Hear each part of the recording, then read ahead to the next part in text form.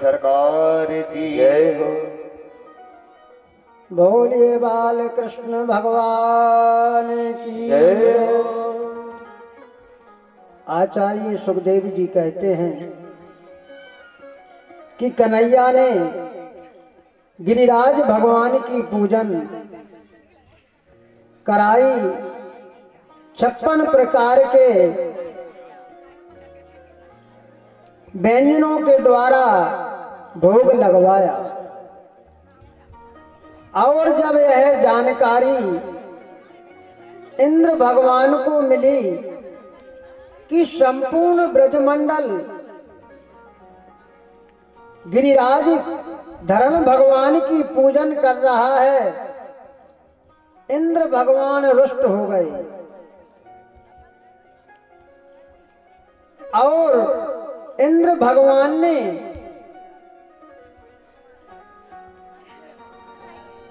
वर्षा के लिए, मेघ बादलों के लिए सूचना दी कि जाओ और जाकर के संपूर्ण ब्रज में इतनी वर्षा कराओ कि संपूर्ण ब्रज बह जाए।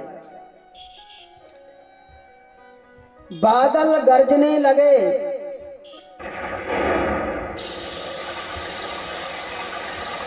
घुमल घुमल बादल गरजने लगे, चमचम बिजली चमकने लगी, घनघोर घटाएं छाई हुई हैं और ब्रज पर बहुत जोर से वर्षा होने लगी। बहुत जोर से वर्षा होने लगी। संपूर्ण ब्रजवासी घबरा गए और कहने लगे कि मैंने सबने मिलकर के लाला से कही थी कि लाला इंद्र की पूजन बंद क्यों करा रहे हो। अब वह रुष्ट हो गए हैं, कुपित हो गए हैं और देखो कितनी जोर से वर्षा होने लगी है। अब तो संपूर्ण ब्रजमंडल बह जाएगा। शेष भगवान बलराम जी को आदेश दिया।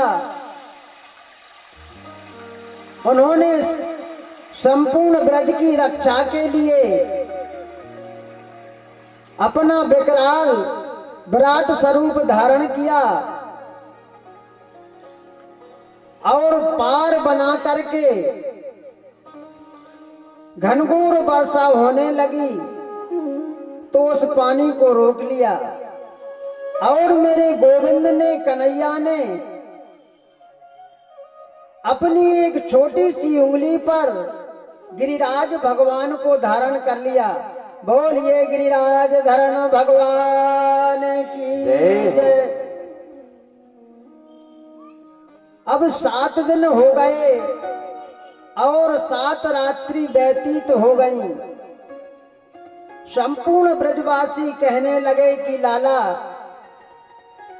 अभी तो तू 7 वर्ष को है और तेरो हाथ दुखने लगो होगो गिरिराज भगवान को धारण करते करते। अब हम सब लोग मिलकर के लाठी लगा लेते हैं, नेक तू रुक जा तो आराम मिल जाएगो। अब मेरे गोविंद कन्हैया कह तो सकते नहीं कि मैं भगवान हूं। वह कहने लगे ठीक है, आप संपूर्ण ब्रजवासी अपनी अपनी लाठी से गिरिराज भगवान को लगा लो और मेरे लिए सहारा मिल जाएगा। मैं धीरे से अपनी उंगली को नीचे करूंगा।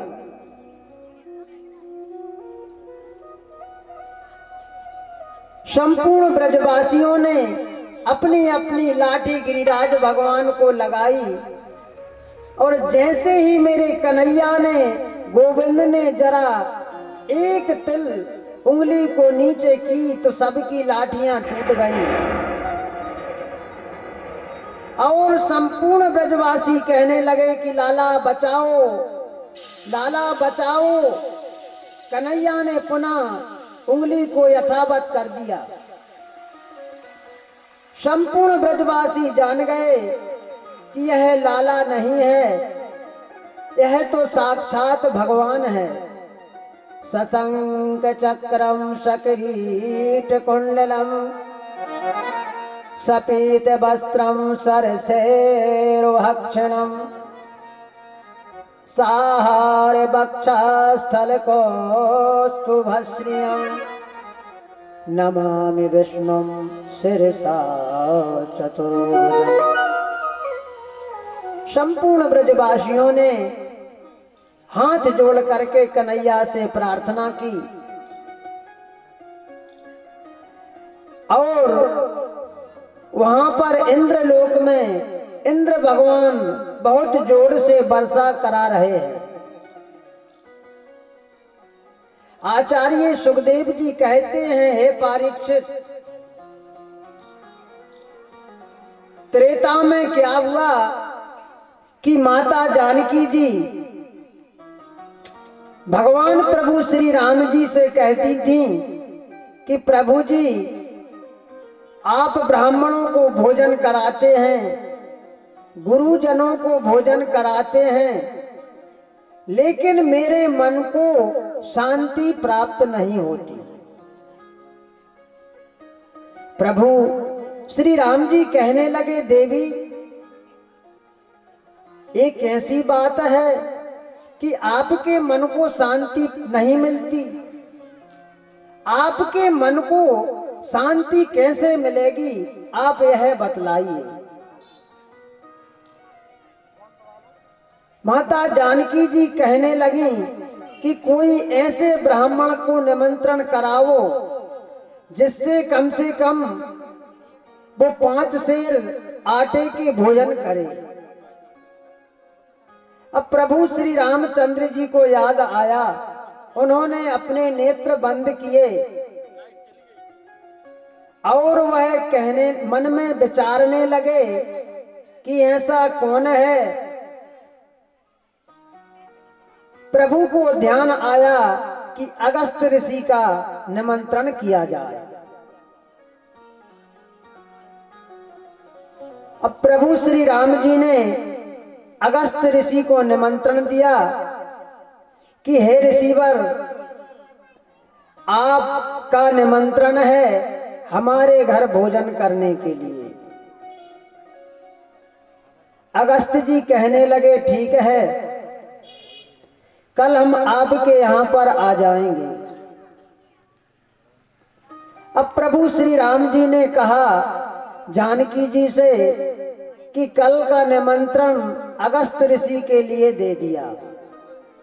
कल आप संपूर्ण प्रकार से ऋषि वर्ग के लिए भोजन प्रसादी तैयार करना। माता जानकी जी ने रसोई को गंगा यमुना त्रिवेणी के जल से पवित्र किया। 56 प्रकार के व्यंजन तैयार किए और संपूर्ण प्रकार से मेवा पकवान इत्यादि तैयार किए।